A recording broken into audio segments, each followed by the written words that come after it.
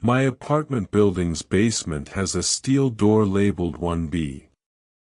There is no apartment 1B in our building.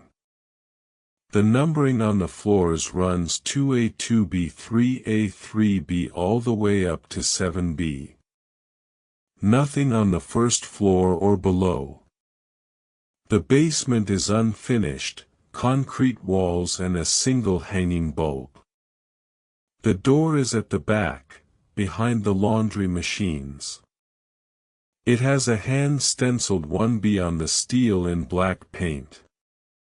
I noticed it 6 months ago. I went home and looked at my key ring. The brass key that came on my lease fits the lock. I have not turned it.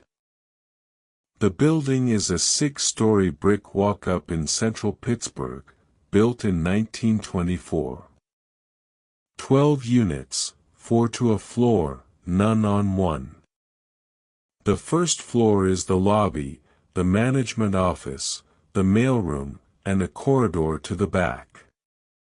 The basement is reached through a steel door beside the elevator. The basement floor is concrete poured directly over the original wood, sloped toward a central drain. There are 3 coin-operated washing machines, 2 dryers, and a long row of wire storage cages. Door 1B is past the cages, in the back left corner. I have lived in this building for 9 years. I do laundry every Wednesday morning at 6. The basement is always empty at that hour. I am the early riser. I walk past the wire cages with my basket, load the washers, and sit on a folding chair near the dryers reading a book until the cycle finishes. I have done this for 9 years. I had walked past door 1B 467 times before I noticed it. The corner where it sits is partially behind a wooden storage shelf. The shelf was moved and made for an exterminator visit. The door has always been there. I went up to the management office that morning and asked about it. The building manager is a man named Henrik who has been there since 1996. He told me there had never been an apartment 1B. The numbering scheme starts at the second floor because the first floor is non-residential. He pulled the original blueprints from his filing cabinet to show me. The basement was drawn with the laundry, the cages, and a small mechanical room. No 1B was on the plan. Henrik came down to look. He stood in the corner behind the cages. He could not see the door. He told me the wall was solid steel. I assumed Henrik was mistaken. I had seen the door 6 times by then. I went home, drew the basement layout on a sheet of paper, and tried to convince myself I was wrong about where the door was. I marked the cages, the washers, the dryers, the mechanical room. I marked the corner where the door stood. Henrik had been right about the basement layout in every other detail. The door was simply not in his version. I thought I was misremembering. I went down at 6 the next morning. The door was there. I touched the painted 1B on the steel. The paint was old. I asked the other tenants over the following weeks. Mrs. Bellinger on 3 has lived here for 41 years. She did not remember a 1B. Mr. Stevens on 5 has been here since 1988. He did not remember it either. He came down with me to look. He stood beside me in the corner. He saw a wall. He could not see the door. I touched the door in front of him. He saw my hand pressed against an empty section of basement wall. Henrik came down again. He saw a wall too. I am the only person in the building who can see this door. I started carrying a small recording app on my phone when I went to the laundry. I left it running while the washers ran.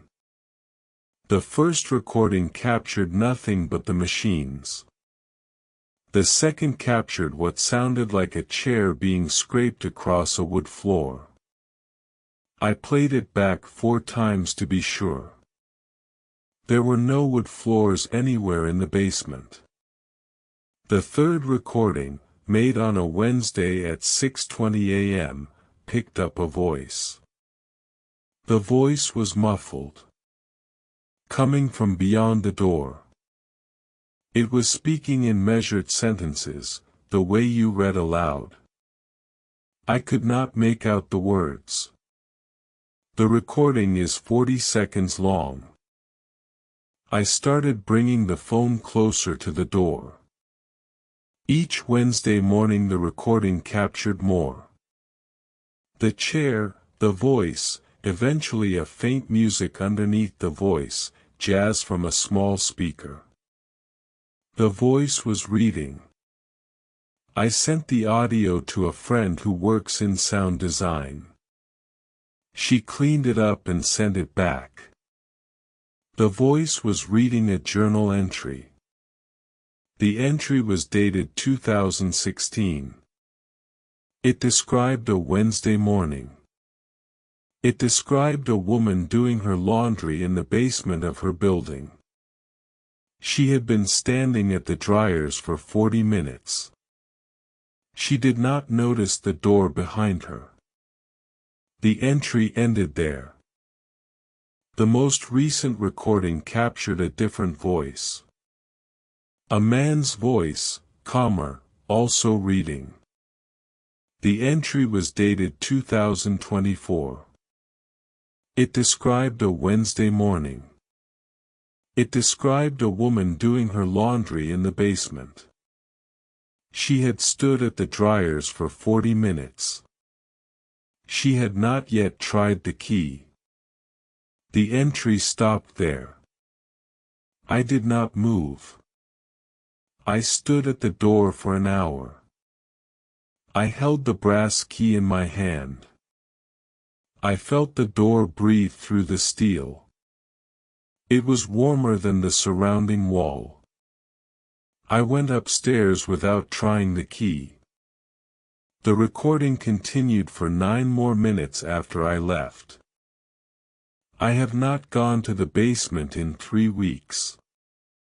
I do laundry at the dry cleaners up the block now. They charge by the pound. Mrs. Bellinger asked me why I stopped. I said the basement was cold. She nodded. She said it had always been cold. The brass key is still on my key ring. I cannot take it off. The split ring is bent in a way that holds it in place. I cannot pry it loose. The key has started to feel warm in my pocket near the building. I am going down tomorrow at 6. I want to know what is on the other side.